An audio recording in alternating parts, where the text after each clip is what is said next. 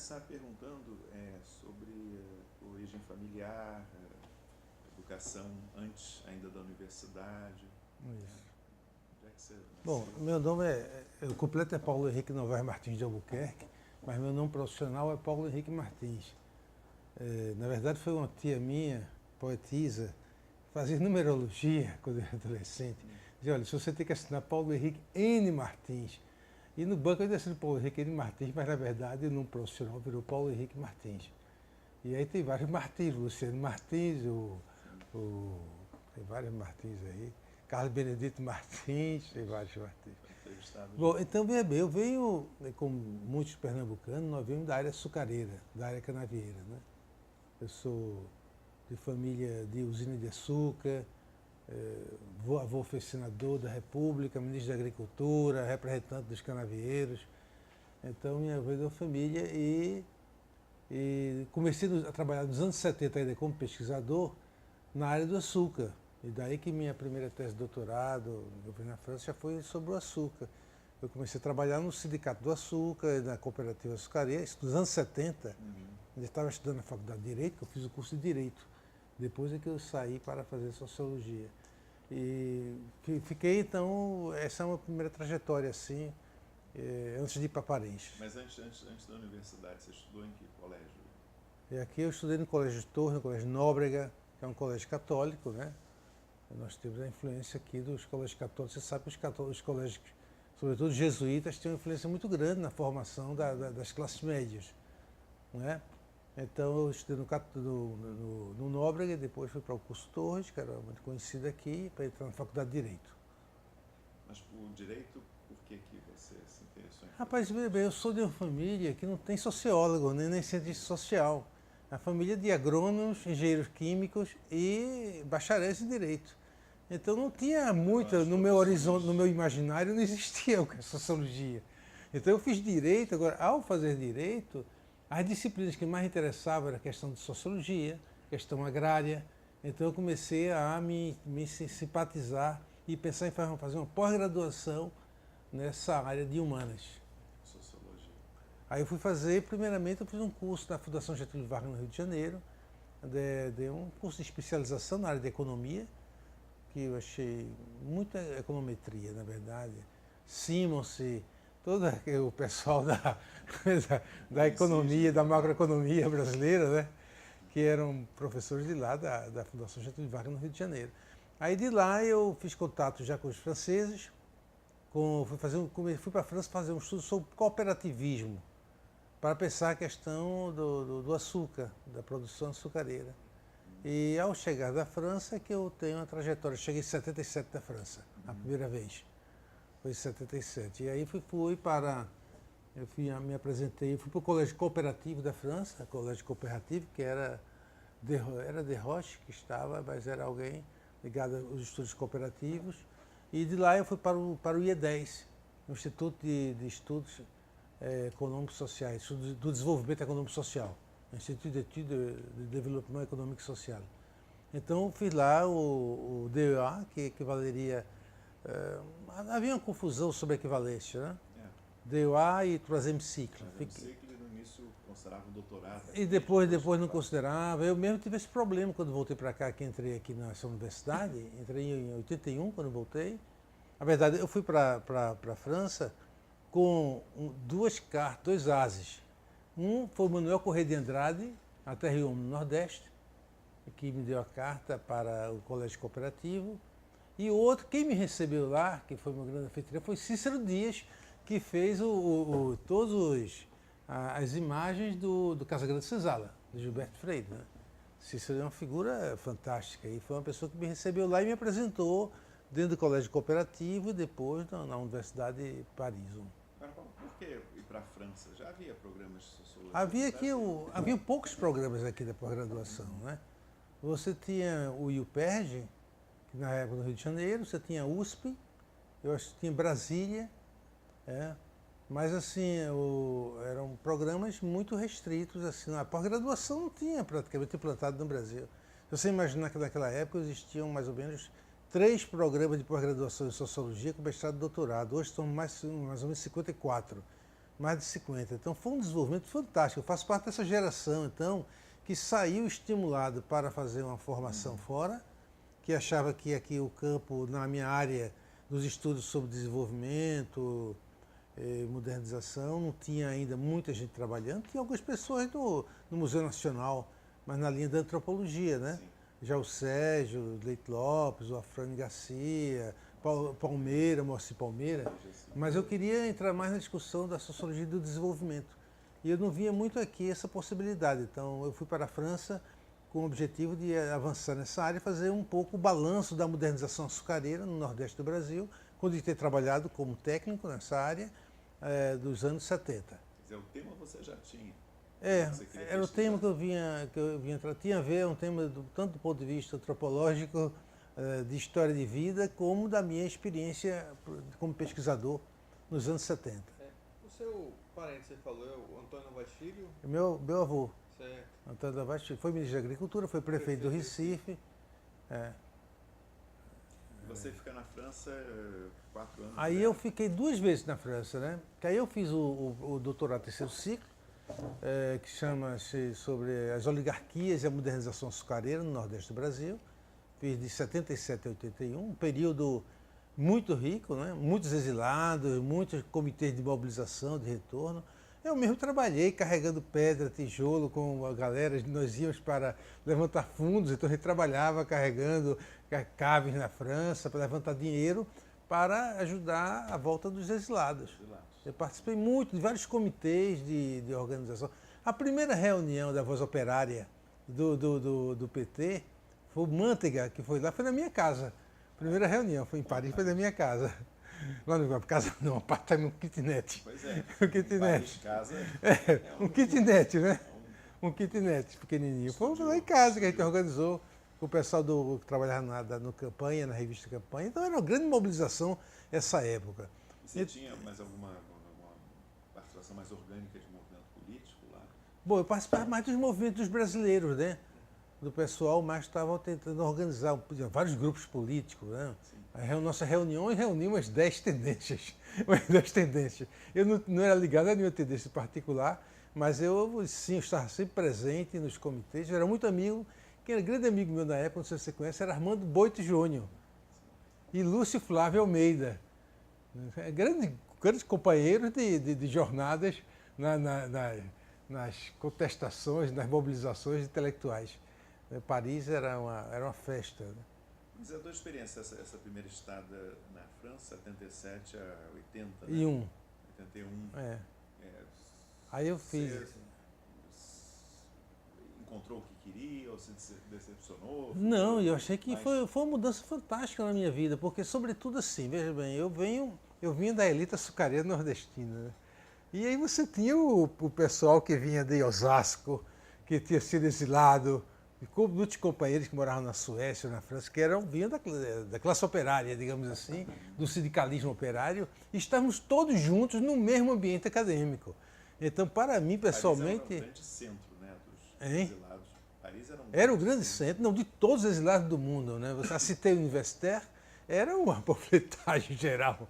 A preparação da revolução no Khmer, dos Khmer Rouge, do pessoal da Camboja lá, estava todo mundo lá, do Irã, o Khomeini morava lá na época também. Não, era uma grande assembleia mundial, era a cidade de Paris nessa época. Então foi marcante para eu reciclar um pouco, digamos assim, minha mentalidade provinciana. Nesse mesmo período, já um período final, assim, você tinha um grande centro de aglutinação pernambucanos. Então você tinha Violeta Gevasier, que era irmã de Arraes. E Violeta, exatamente, morava lá. Muita gente, muito tempo para lá também. Miguel Arraes, que é da Globo, diretor da Globo, Miguel estava lá, porque Arraes também morava lá, ela foi para o exílio para Argélia, voltou para lá, e Miguel também estava morando lá. Tinham vários pernambucanos, Carlos Henrique Maranhão, Graça Cineasta, tinham vários. Você chegou a acompanhar um pouco daquela Frente Brasileira de Informação que a Arraes chegou a publicar? Não? Eu acompanhei esse numa reunião, uma vez na casa dele, ouvi falar, mas eu não me engajei. Mas eu estava mais... Eu fui aluno de Nico Polantes, que se suicidou. Eu fui aluno do trabalho. Foi uma coisa fantástica, porque ele era muito simpático, né? E ele teve 2 surtos. E no terceiro ele foi para da Tourtobiac, na casa de um amigo, com os livros dele. Quando pediu ao amigo um copo d'água, ele pulou com os livros. O antes era jovem, tinha uns 45 anos de idade, 46. E o enterro foi com o Décio Sais, da Unicamp também. Décio também era muito meu amigo nessa época. Décio, Armando, era do nosso grupo. E foi fantástico. Tinha Maria Antonieta Macchiocchi, que era do Partido Comunista Italiano, num lado, e todos os comunistas fazendo aqui a missa. E aqui tinha um bispo ortodoxo da Igreja Ortodoxa Grega, com a família dele, grega. Então um fazia o sermão, o outro fazia outro sermão, outros comunistas e os ortodoxos. Décio sabe essa história direitinho. Foi fantástico. Aula com Polanski? Tive aula com o Polanski, claro. Como professor? Bom professor. Muito bom professor, muito bem articulado. Estava tentando repensar a questão do marxismo da política, da teoria do Estado, para repensar a política. Mas nessa época já estava um declínio do Partido Comunista Grego, já estava sofrendo um certo declínio. Na França também, né, o Partido Comunista teve auge ali com o socialista, mas já vinha com uma certa dissidência. Muitos intelectuais franceses entraram na dissidência com relação ao Partido Comunista. Então, o Polanski, ele viveu umas crises de depressões, né? 2 ou 3 vezes ele desmaiou, assim, até que ele entrou nesse processo um pouco psicótico e resolveu encerrar sua carreira. Suicídio jogado. Como auto-sé também, você sabe que ele teve um caso trágico com sua esposa também, com a mulher, né? É impressionante. Excesso a pressão da militância política partidária com a produção intelectual, né? Termina gerando... Bom, aí você volta, vem ser professor do departamento... Aí eu vim trabalhar aqui na geografia e na história. Cheguei a ser coordenador aqui do mestrado de História. Fiquei aqui entre... Mas era seletista? Eu era como professor visitante. Eu vim como professor visitante. Fiquei no departamento de Geografia e Ciência Geográfica, com o Manuel Corrêa de Andrade, que tinha me inspirado, né, para ir para lá. Então, eu voltei a trabalhar com o Manuel Corrêa de Andrade. E depois, em 85, eu fui para a Universidade Estadual. Estava criando um grande centro de pesquisa aqui com o Sérgio Buarque, que é irmão do Cristóvão Buarque. Sérgio Buarque, e me convidaram para ir para lá. De Pernambuco. Que é o PE, Universidade de Pernambuco. Que na verdade chamava-se FESP, Fundação de Ensino Superior de Pernambuco. Então passei um tempo lá, fiquei na FESP até 90. Aí em 88 voltei para Paris para refazer o meu doutorado, porque aqui a UFPE não tinha reconhecido o terceiro ciclo. Tinha uma discussão do pessoal do Departamento de Economia com o pessoal da área de Ciências Sociais, e aqui se reconhecia, mas a economia gerou uma dissidência. O pró-reitor da época era da economia e não reconheceram o meu doutorado, então eu decidi voltar em 88 para refazer a minha tese de doutorado. Valia como mestrado só? Aí só valia como mestrado. Na UPE valia como doutorado, então eu fiquei como professor, como doutor na FESP. Mas aí viu que teria que fazer o doutorado? Para voltar para a UFPE, porque eu acho que o debate acadêmico aqui era muito mais sólido do que na UPE, embora tivesse bons intelectuais lá. Né? Então, voltei para fazer uma nova tese de doutorado. A minha ideia, em princípio, seria retomar essa questão da modernização açucareira. E aí os tempos eram outros. O pós-estruturalismo, a crise do estruturalismo. Eu estava muito vinculado a minha tese ao estruturalismo, eu era aluno do Polanski, né? Então eu tinha de Yves Goussot, que era do Partido Comunista francês, eram meus... Foi meu orientador, foi o Goussot. Foi Goussot, foi Gutelmann, Michel Gutelmann, no mestrado, trabalhar sobre estruturas agrárias e reforma fundiária. E depois o Yves Goussot, que era na tese de terceiro ciclo, né? Depois eu voltei, aí os tempos já eram outros. Então eu conheci esse auge, o pico do estruturalismo marxista, que é dentro da minha formação, porque nessa época o Foucault já estava, Roberto Machado, já estava, mas aí tinha o pessoal da filosofia, já estava mais ligado aí ao Foucault, ao Derrida. O Derrida nem era tão conhecido, era mais o Foucault. O Derrida estava nos Estados Unidos. Então, conhecido nos Estados Unidos. Então, eu era dentro dessa linha dos desenvolvimentistas, ligado um pouco ao estruturalismo marxista. Quando eu volto em 88, já o clima já está bem diferente, né? Você veja que a crise do marxismo, do estruturalismo, não do marxismo, do estruturalismo marxista, e já o pós-estruturalismo, as novas narrativas aí emergindo, e eu volto para fazer essa tese de doutorado, e é aí que eu vou me aproximar do Alain Cayet, que é fundador do movimento MAUS, Movimento Anti-Utilitarista das Ciências Sociais, que foi fundado em 81.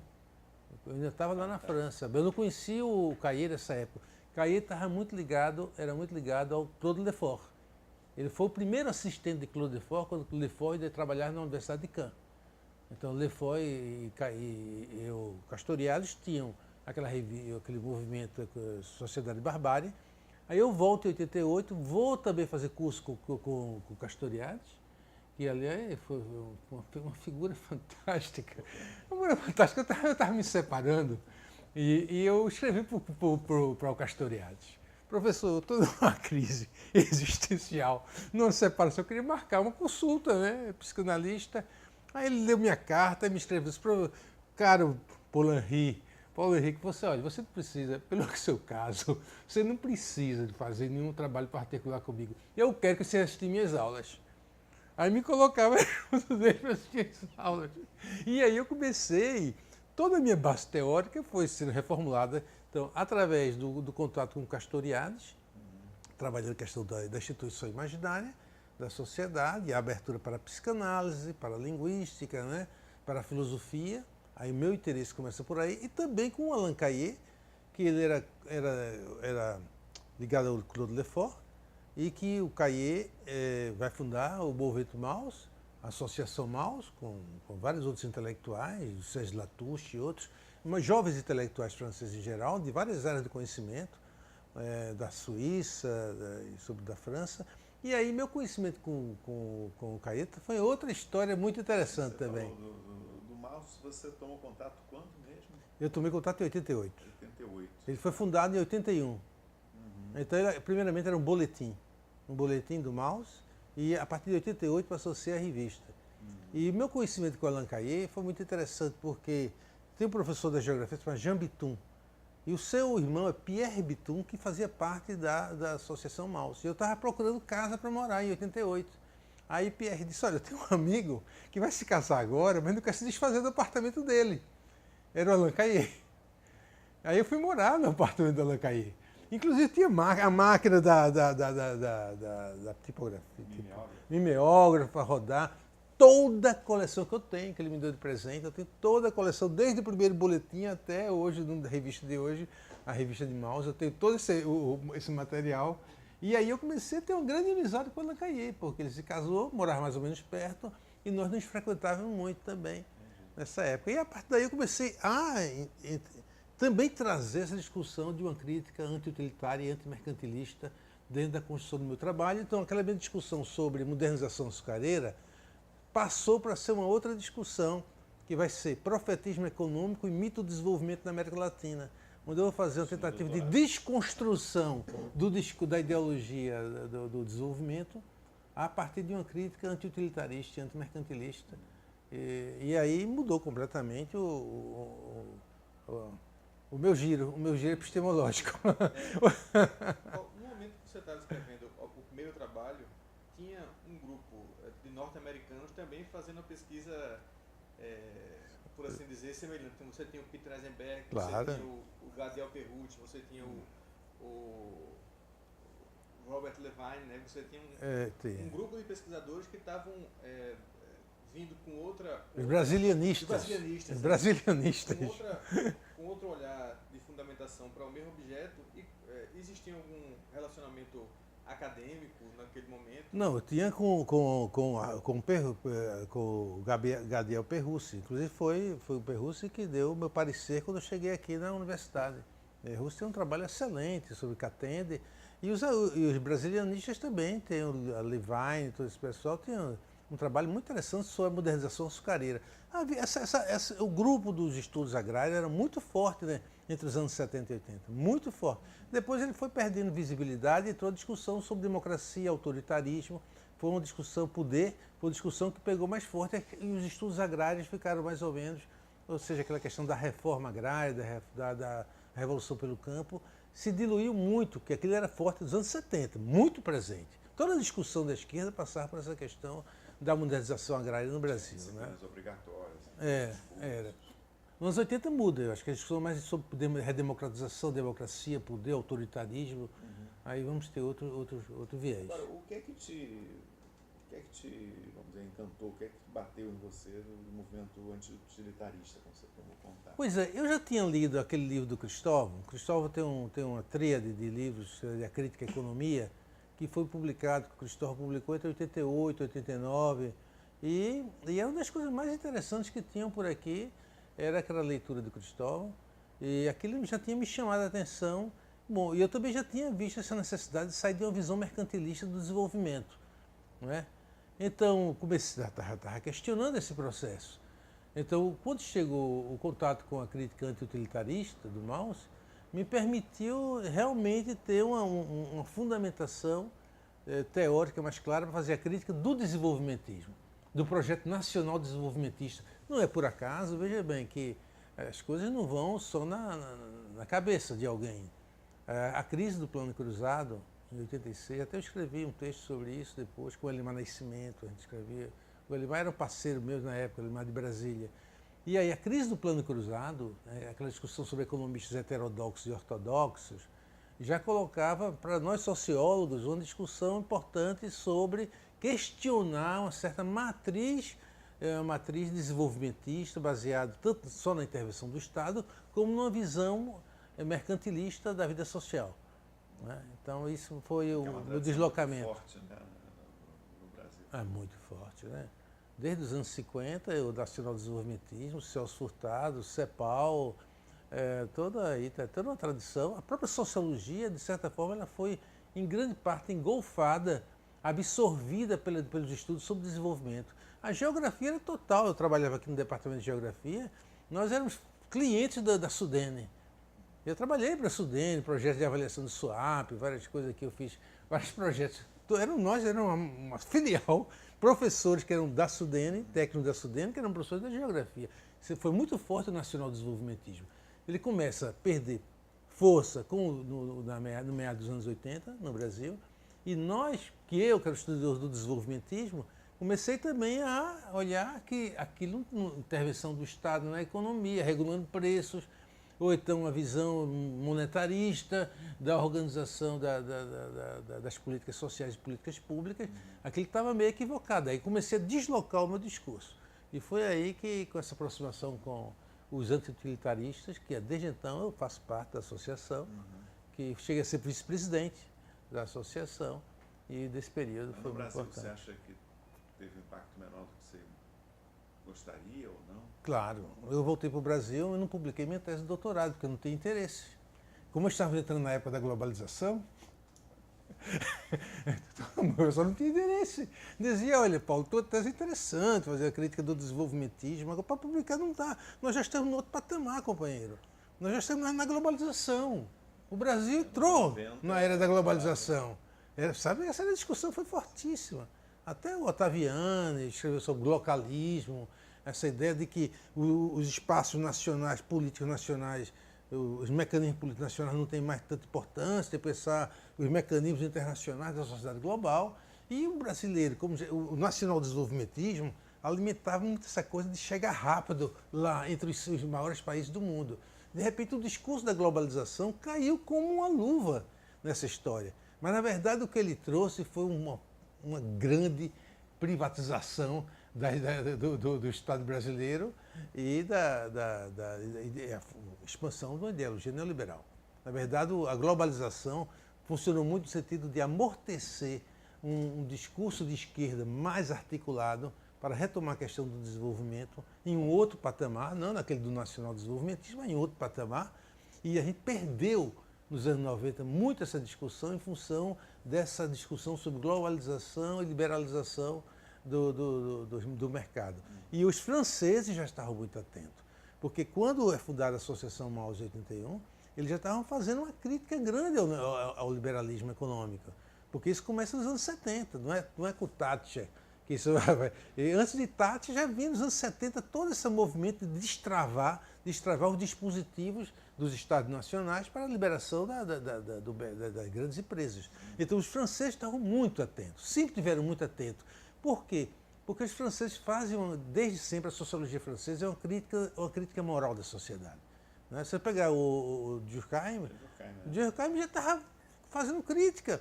Pegar o Augusto Comte, ele vai fazer uma crítica já ao mercantilismo, à economia política clássica. Aquele templo dele lá no Marais, amor, ordem e progresso. Ele já estava deslocando para fazer uma crítica moral, e aí toda a tradição francesa, a sociologia francesa tem essa tradição de uma sociologia moral muito forte, desde sempre, desde sempre.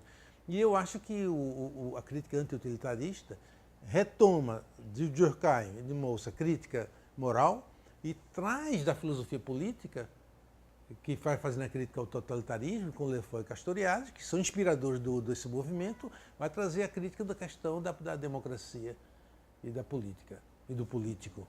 Né?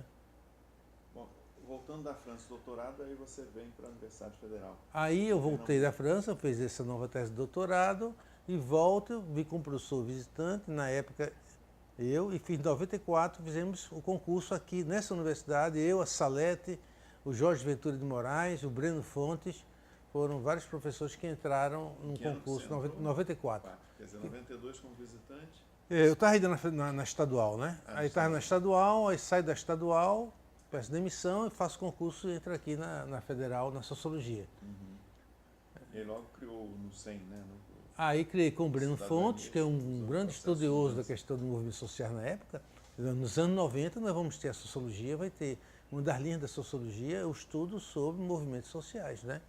E o Breno já era fazia uma boa discussão nessa área, e eu comecei a fazer um deslocamento temático, porque como essa discussão minha sobre desenvolvimento não estava dando nada aqui, eu comecei a retrabalhar a questão da cidadania. Na medida até porque dentro da minha abordagem crítica do desenvolvimento, uma das minhas críticas era não ver o consumidor ou cidadão apenas como usuário de um sistema de políticas públicas, mas questionar, já dentro da tradição anti-utilitarista e do Castoriadis, de retrabalhar a questão da relação entre política e sociedade civil.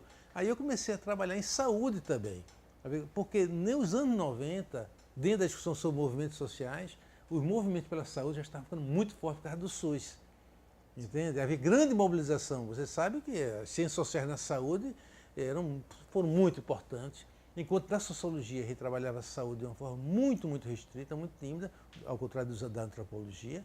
As ciências sociais em saúde, a sociologia da saúde, no campo de Fiocruz e da saúde, era muito forte. Então eu comecei também a entrar numa discussão sobre cidadania e modernização, mas não bater no tema do desenvolvimento das políticas públicas, assim, em cima, política de desenvolvimento, mas trabalhando para políticas públicas de saúde e cidadania, deslocando um pouco o meu campo de trabalho para dar conta de quais são os mecanismos de construção da participação e das políticas públicas a partir das bases do sistema social. Aí foi os anos 90, foi por aí. Os anos 90. E América Latina, como é que pois é. Tem a participação, né? Na ALAS? Veja bem, minha tese de doutorado já chama-se Profetismo Econômico, aí eu vou usar essa questão dos profetas, né? Profetismo Econômico e Mito do Desenvolvimento na América Latina. O caso do Brasil. Né? O caso do Brasil. Mas a América Latina é já era residual, assim. Era difícil ainda entrar na questão da América Latina. Aí querendo entrar, e eu querendo chegar, porque achava que nós estávamos muito europeizados, entende? Nós estamos muito voltados, a partir da minha própria formação, de minha geração, nós éramos assim, realmente europeus. Também um pouco a influência norte-americana, mas a influência europeia era muito forte. Então, o Zé Vicente me chamou em 85 para coordenar o GT de Teoria Social. Zé Vicente Pensamento, Tavares. Pensamento Social, Teoria Pensamento Social, na ALAS que aconteceu em Porto Alegre. Mas antes a gente já vinha conversando, porque em 2003 José Vicente foi chamado para a diretoria da ALAS no congresso que aconteceu no Peru, em Arequipa. E ele já vinha falando comigo, ele fez uma palestra muito interessante no da SBS na Unicamp 2003, e me sensibilizou muito, eu fiquei muito atento conversando com ele sobre isso. Em 2005 ele me chama para ser entrar na coordenação do grupo. Em 2007, no México, os brasileiros me indicam para entrar na diretoria da ALAS. 2007, É isso? Não, 2007, 2009. Nem sei mais, o tempo está passando, foi 2007. Vice-presidente? Aí eu vou ser... 2009. ALAS... Não, ALAS... Vice-presidente 2009, 2007, professor titular. Não, para 2007 eu faço concurso de professor titular. Eu passei a ser o único, que só tinha Roberto Mota, como professor titular que tinha se aposentado, e eu fiz o concurso, passei a ser professor titular em 2007. Em 2008 realizamos um pré-ALAS aqui, e em 2009 eu fui para a diretoria da ALAS, para ser diretor da ALAS, e em 2011 eu fui presidente. Passei a ser presidente da ALAS. A ALAS foi enorme, né? Ano passado foi em Montevideo, né? Não, o primeiro grande encontro foi aqui, viu? Que, assim, aqui esse encontro de 2011 no Recife, nós tínhamos mais de 5.500, e tinham mais de 2.000 estrangeiros nesse encontro aqui. Você vê que fantástico, para vir para o Nordeste do Brasil, o custo de ir para São Paulo, de São Paulo para Recife, é um custo altíssimo em geral, mas aquilo já estava apontando algo que eu vinha conversando, de que havia uma abertura das ciências sociais no Brasil, não só da sociologia, das ciências sociais, porque é muita presença pessoal da história, da política, da antropologia, muito presente na aula. História, muita gente da história. Eu tinha observando, estava havendo um deslocamento de interesses, talvez até por um certo esgotamento progressivo das possibilidades de viajar para o exterior, e até as dificuldades que a Europa, o chamado primeiro mundo, vinha conhecendo com as migrações, com as crises, começou a haver um despertar o interesse dos brasileiros em reconectar de uma forma institucional, não em forma de rede que sempre existiu, a rede das mulheres, a agroecologia, etc. Mas de uma forma mais institucional, eu acho que houve um deslocamento a partir da meada dos anos 80. Não é? E aí começam aquilo que tinha sido perdido, porque você sabe que nos anos 60 havia uma grande articulação, teoria da dependência, CEPAL. Bom, o pessoal fluía mesmo, né? Tinha muito contato. Nos anos 70 e 80 que se quebrou. Se quebrou, porque nós fomos para a Europa, todos nós. Não fomos para o México, nem para a Argentina. Né? Quem estava no Chile teve que sair. Foi exilado, correu também. Então, se quebrou. E se quebrou. E sim, a pós-graduação ficou muito formatada pelo pensamento da sociologia clássica europeia e norte-americana. Né? Ficou muito formatado normal. Você vai fazer uma pós-graduação fora, você volta. Quem são meus interlocutores? Com quem eu vou dialogar? Mas o que você acha que se ganha incorporando a América Latina, essa comunidade? O que tem de diferente? Tem muitas diferenças, né? Tem muitas diferenças. Assim, tem uma coisa interessante de você redescobrir a questão de alguns grandes autores latino-americanos que nós não estávamos acessando a eles. Né? Existe uma escola de sociologia no Peru muito interessante, até o Aníbal Quijano faleceu há pouco tempo. Você tem no Pablo González Casanova, tem Zimmermann também, que é um chileno que morava... Tem muitos autores interessantes. Eles fazem uma sociologia muito próxima da filosofia, dos grandes centros do conhecimento, que eu estou falando aqui da Argentina, Peru, México, Costa Rica também tem uma boa tradição já, o Uruguai tem uma boa tradição. Então nós perdemos um pouco esse contato com certas fronteiras do conhecimento. Agora, o que mais me atraiu, e aí também tem uma nova reciclagem na minha produção intelectual, e que soma com a questão do outro, é a questão da crítica pós-colonial. Né? Então, ao me aproximar da crítica latino-americanista, eu comecei a trabalhar muito. Hoje vocês observam que minha produção tem muita coisa sobre crítica pós-colonial.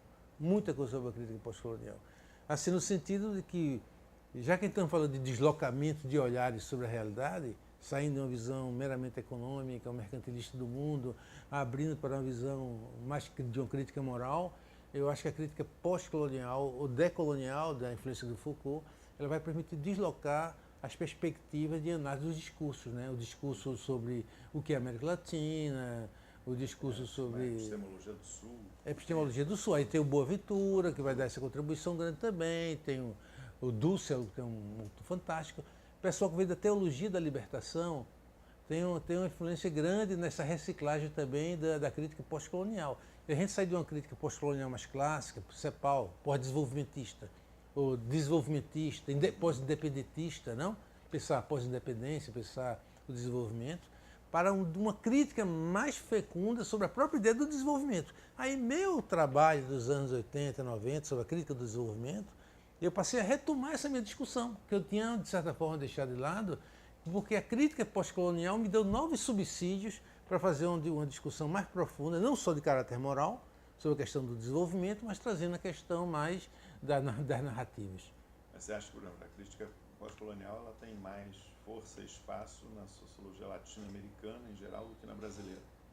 Eu acho que no Brasil está, eu acho que o Congresso de 2011 ele foi um marco. O número de pesquisadores aqui em Recife, o que eu organizei, da ALOS, eu acho que foi um marco porque muitas pessoas começaram a fazer os estudos pós-coloniais. Então hoje você tem centros importantes do Rio de Janeiro, em São Paulo, em Brasília, em Porto Alegre, no Ceará, você tem centros já importantíssimos. Tem mais, da SBS, tem menos espaço do que ALAS. Claro, não, a ALAS é toda pós-colonialista em geral. Com exceção dos chilenos. Os chilenos não são muito, não. Chilenos não. Chilenos são mais é uma sociologia mais clássica, funcional ou lumaniana. É uma escola lumaniana muito importante. De Luhmann. Muito importante a escola do Chile, do Luhmann, que tem a ver com Maturana. Maturana influenciou aquela tese do Luhmann sobre a ideia da autopoiesis, que o Luhmann colocou quase como sendo dele em algum momento, mas aquilo foi a influência do Maturana sobre o Luhmann. Entende? Então, muitos teóricos sociólogos chilenos foram para trabalhar com o Maturana e hoje são grandes especialistas no Chile. Então, o Chile é uma escola um pouco à parte, mas assim, a escola argentina, peruana, sobretudo, é bem influenciada por causa do Mariátegui, da escola que foi fundada, né, a partir do Quijano. É uma escola com muita influência também. Os colombianos são muito bons também. Tem bons autores colombianos, Arthur Escobar, muito bons também. Houve uma influência muito grande do Foucault nos estudos pós-coloniais. Isso aqui é interessante, porque os estudos pós-coloniais, de certa forma, eles eram muito marcados pela questão do desenvolvimento também. O que variava era o seguinte: a gente tem que pensar o desenvolvimento a partir de um Estado que organiza a sociedade periférica. Né? Eu acho que a partir da influência do Foucault, começou a fazer um giro. O giro epistemológico que estava acontecendo na Europa, com a linguística, a articulação da etnometodologia, toda a sociologia francesa dá um giro fantástico. Ninguém conhecia o que é etnometodologia, nem Goffman, nada disso.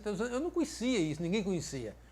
Eu peguei eu procurei um texto do Weber. Eu acho que a única tradução que existia do Weber em 1997, quando eu procurei, era um texto que parecia um tratado jurídico. Não havia muito isolamento do pensamento francês com o alemão, eles se comunicavam muito pouco. Então, de certa forma, houve uma abertura fantástica. Nessa abertura fantástica, também o pensamento latino-americano em geral, você pode falar de um pensamento latino-americano, ou os pensamentos latino-americanistas, eles foram muito nutridos por essas mudanças que aconteceram a partir do pós-estruturalismo. E aqui na universidade foi criado, como é que está o Instituto da América Latina? Você recebeu a missão de criar? Eu criei o Instituto da América Latina, ele existe, na época a partir de 2011, e fundou mesmo em 2014, né? A gente estava...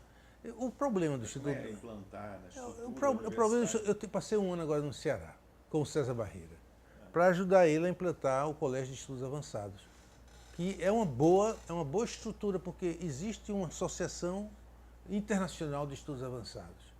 Né? Inclusive agora a CAPES está dando um financiamento para os estudos avançados. Então, aqui nós ficamos, como dividimos América Latina, Ásia, África e futuro, ficou um pouco assim, 4 institutos, ou 4 seções trabalhando, temos com certa limitação territorial. O César fez algo mais amplo, trabalhar a questão dos estudos avançados. Então, mas as dificuldades que ele tem lá é a mesma que nós temos aqui. É muito difícil se formar um corpo de pesquisadores permanente se os departamentos não fazem a seleção dos seus pesquisadores. Mas tem a questão da estrutura departamental. Está entendendo? Quer dizer, tem que haver uma maior conexão com as pós-graduações para que essas estruturas que são interessantes para dar visibilidade às universidades a nível de sair do provincianismo e entrar num debate internacional, nós ficamos muito limitados pela falta de pesquisadores permanentes para construir a estrutura de pesquisa. Né? Aí o que aconteceu aqui no Instituto? Nós fizemos debates fantásticos, assim, mas sobretudo debates.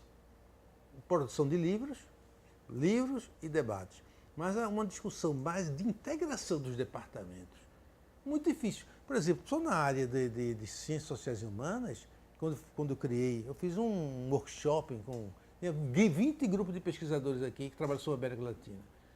Mas o que eu percebi é que assim, são redes particulares que funcionam e que às vezes os pesquisadores não querem abrir isso dentro de uma visão mais institucional.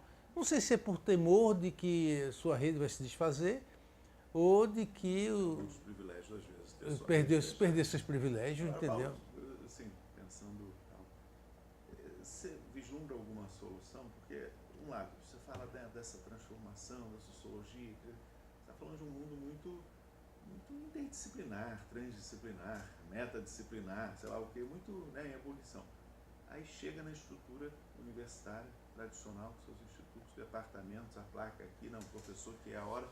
Quer dizer, é uma coisa meio esquizofrênica, né? Quer dizer, o mundo intelectual vibrando e a estrutura ali, não, mas é na porta do lado, não, esse concurso é para este lugar.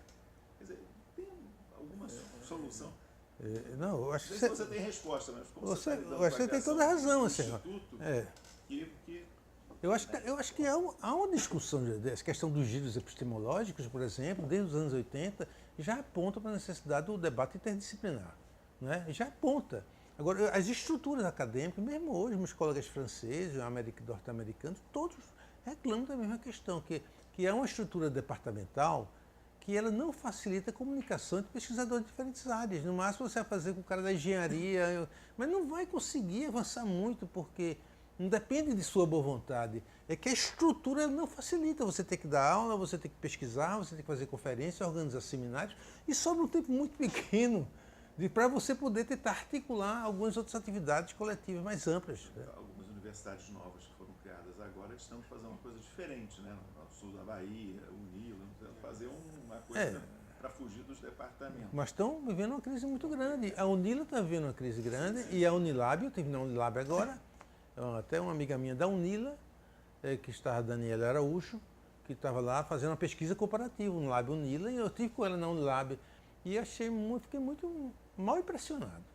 Eu achei assim, sem descuidada, isolada, inclusive assim, reproduzindo o que não devia reproduzir, os conflitos étnicos, as diferenças étnicas. Então estava havendo a maior comunidade negra da Cabo Verde. O pessoal do Cabo Verde fez uma festa que só tinha de brasileiro, achei eu e a Daniele. Nem o reitor apareceu, eu vi o reitor fugindo por uma porta lateral para não ir para a festividade. Não tinha nenhum outro. Por que Cabo Verde é um país tão musical, tão alegre? Veja bem, tem um problema de comunicação muito grande ali dentro daquela universidade. Inclusive, assim, para como lidar com essas questões das diferenças étnicas. Então, uma comunidade faz uma atividade e as outras comunidades não participam. Então, há uma reprodução de um certo problema que não foi superado na organização dessas universidades voltadas para a integração internacional. Eu acho que na Unila é a mesma coisa. A Daniela reclama desse isolamento dos pesquisadores e dos alunos. Não se conseguiu ainda dar um salto qualitativo na construção de campos transdisciplinares, multiétnicos. De fato, a gente fala mais na teoria. Na prática, nossas estruturas acadêmicas universitárias são muito rígidas. Então, a professora Eliane Veras aqui é um bom exemplo. Ela conseguiu, o professor César Barreiras também conseguiu que o departamento dispensasse 10 horas de aula, e aí ela tem uma boa dedicação, agora estuda a África, e o César está conseguindo também implementar algo de mais importante. Vai ser tudo com muita dificuldade, ainda, né? Ainda. É quando nós temos uma estrutura matricial, disciplinar, e a avaliação também é muito complexa, porque ela nos exige muito, você sabe disso. O produtivismo nos exige muito, então a gente tem que estar sempre produzindo e ninguém quer ocupar carga administrativa, ninguém quer fazer extensão universitária, ninguém quer fazer nada que não conte exatamente. Isso gera uma certa esquizofrenia aí no meio acadêmico também, sabe? As pessoas ficam muito prisioneiras na produção dos seus artigos científicos e com pouca interatividade a nível com os alunos. Existem experiências fantásticas. Eu acho que também existe aqui esse programa de integrar os alunos de graduação, na pós. Aqui esse programa tem um bom esforço. Eu acho que esse programa é um dos bons programas do Brasil, da sociologia. Eu considero, não só eu, Vandenberg disse a mesma coisa. E fica impressionado, porque você tem um grupo de professores muito diversificado. Pegar a Silke na educação, a Salete no agrário, a Cíntia boa da teoria social, o Jorge Ventura migrou do trabalho para lazer, gastronomia, Raton na criminalidade, na violência. Você tem o Breno no movimentos sociais, você tem cultura. Grande também, é um programa grande. Hein? Programa grande também. É um programa grande, muito diversificado e é um esforço muito grande de criar alguns dispositivos de articulação dos professores e alunos. Um que eu acho muito bem sucedido chama-se Seminário nas Sextas, Seminário da Sociologia na Sexta. Eu até sugeri no Ceará que eles criassem isso, que eu achei muito disperso o campo lá. Bons professores, jovens professores, mas muita dispersão. Eu digo, olha, a ideia do Seminário na Sexta é fantástica. Quer que desligue isso? Não. Tá muito frio, você... Pode desligar, desliga aí um pouquinho. Com a gravação. Desligou? Não, Pronto. só deixa. Então, essa ideia de criar dispositivos de articulação, eu acho fantástico. Então, esse dispositivo aqui funciona muito bem, que professores e alunos vêm, apresentam suas pesquisas, seus livros, seus artigos, suas matérias, etc, etc. Bom, agora eu queria falar outra coisa também, que eu criei, principalmente chamado, era uma rede mouse aqui no Brasil, e depois transformou em Realis, que é uma revista de estudos anti-utilitaristas e pós-coloniais. Essa revista já funciona desde 2011. Bom, 2011 foi um marco para mim e para muita gente em criar novas ideias. Esses congressos são interessantes nesse sentido. Eles abrem novas ideias, possibilidades de articulação. Essa revista está indo muito bem, já está no 14º número. Não é uma revista muito bem classificada ainda no CAPES, também como deveríamos estar, que nós temos regularidade, autores internacionais. Publiquei textos inéditos de Pablo González Casanova sobre a questão da dádiva, que ele me precedeu no México quando eu estive lá. Mas, enfim, é outra iniciativa que nós vimos fazendo por aqui. Muito bem. Só a tosse da... Rapaz, Não, vai... eu ia perguntar para o Paulo, a gente tem alguma pergunta mais fácil, gente. Eu ia até... Tá. Só uma pergunta do ponto de vista... porque no mesmo período desses estudos pós-coloniais, nos Estados Unidos também estava tendo a emergência dos estudos subalternos, né? Que, na Índia. Na Índia, mas tinha um núcleo em Chicago também, com o Trujillo, com um pessoal que estava, de alguma forma, olhando para outras regiões. Houve alguma interlocução? Veja bem, com os indianos eu tenho interlocução com os indianos dos estudos subalternos, né? Porque os estudos pós-coloniais na Índia, na Ásia, é diferente. São civilizações antigas que, de repente, foram subordinadas, subalternadas, né? Muito pouco tempo. E foram independência recente. Você pegar a América Latina, nosso processo de independência nacional vem do século XIX, né? Acho que a Colômbia foi em 1919, a independência da Colômbia. Então, são processos diferenciados, mas que se articulam. A minha tese, estou escrevendo um texto sobre colonialismo interno, que vou apresentar na ISA agora. Colonialismo Interno. Colonialismo interno, que é uma discussão importante dentro dos estudos pós-coloniais, né? Para trabalhar um pouco mais como a construção dos conflitos, envolver não só as questões de classe, de raça, de etnicidade, de nacionalidade. O Pablo González Casanova, não só ele, esse é um debate mais amplo na Europa, na Ásia. E nós temos uma sessão só sobre estudos pós-coloniais, que eu estou coordenando lá na ISA. A ISA é um comitê? A ISA é a Associação Internacional de Sociologia. Não, eu sei, eu vou a Toronto também. Você vai, é o RC 35. 35? É. Ah, tá. Com análise sobre conceptualização teórica, análise teórica. Eu estou com a sessão só sobre estudos pós-coloniais, pós-colonialidade e colonialismo interno. Tá a Bambra, que é da indiana, que mora na Inglaterra. Então, assim, tem o grupo de Duke University é um grupo muito forte e formado por americanos e latino-americanistas, que eles têm muita influência nessa escola, chamada essa escola Foucaultiana, que eu chamo de decolonialidade, que é uma escola talvez hegemônica hoje na América Latina e que o pessoal dos Estados Unidos tem muita importância, que é a influência direta de Foucault e Derrida.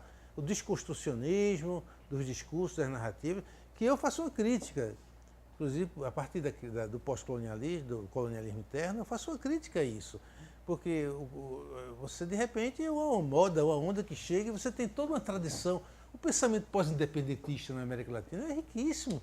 Pensar Euclides da Cunha, pensar esse pessoal descrevendo a natureza, o Gilberto. Pô, o pessoal está trabalhando uma sociologia possível dentro de uma sociedade mestiça, com problemas de conflitos étnicos mais variados. Então existe um esforço muito grande. Então, de repente, não dá para dizer que tudo isso é uma coisa menor, que agora chegou o desconstrucionismo. Isso é uma exacerbada Derrida e Foucault. Mas eu estou fazendo uma crítica a isso atualmente. Sérgio Costa também está nessa linha de crítica. Sérgio Costa é um cara importante. Está na Alemanha. Sérgio, desde há muito tempo, já vem trabalhando sobre essa questão, né? do Sul, da crítica colonial. E ele também vem fazendo um pouco essas separações que eu estou procurando fazer também. Assim, não dá para colocar... Você não pode desconstruir todas as narrativas e os conflitos sociais. A desconstrução virou o dogma. Não é? Não, e os conflitos sociais. Eu acho mais importante que o colonialismo interno vai trazer é a discussão sobre a complexidade dos marcadores que envolvem os conflitos sociais.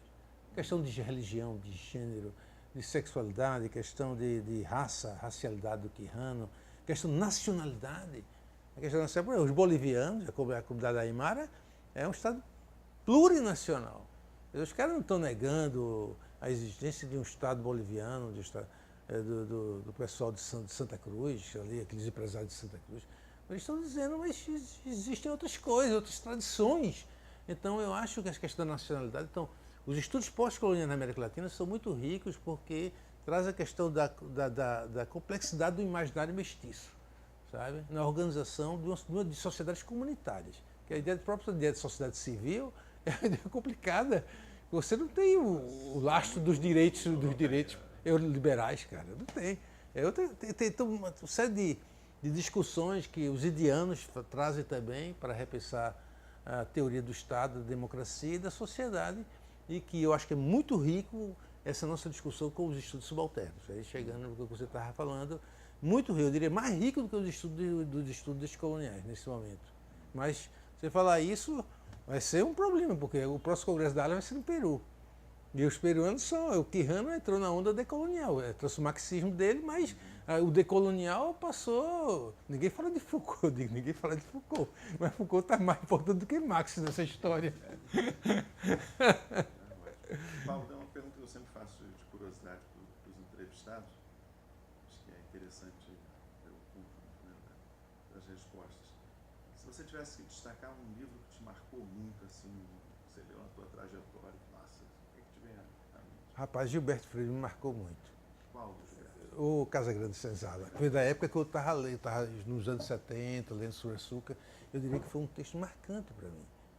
Foi. E o outro autor que me marcou muito, hoje já não tenho mais, seria o Celso Furtado. Porque pela primeira vez, como eu vinha passando do direito para a economia, para tentar entrar para a sociologia, o Celso me abriu essa porta. Porque ele tem uma discussão sobre a economia que é com a sensibilidade de um antropólogo. O Celso Furtado tinha essa sensibilidade, ele fazia uma leitura sobre cultura muito interessante para fazer a crítica da modernização do desenvolvimento, que eu acho que o Celso foi o autor fundamental para fazer um outro olhar sobre a questão do desenvolvimento. Muito bem, interessante. Ótimo. E tá, o Gilberto, hoje tem uma crítica muito rasa, né, da ideia de mestiçagem, como se fosse... O Gessé está aí fazendo uma revisão, mas assim... Pessoas que nem leram e acham que mas é um autor... Eu acho que o Gilberto é muito rico, né? Claro, daquele saísmo dele, tinha aquela coisa de dizer que os portugueses ocuparam o Brasil com a sífilis, aquela coisa toda. E exageros semânticos, mas faz parte do escritor, ensaísta. Sobrado de Mucambos, eu acho. Sobrado de Mucambos é um livro exemplar. Mais denso, é mais denso. Com certeza. Talvez seja o livro mais estruturado como sociologia. Impressionante. É.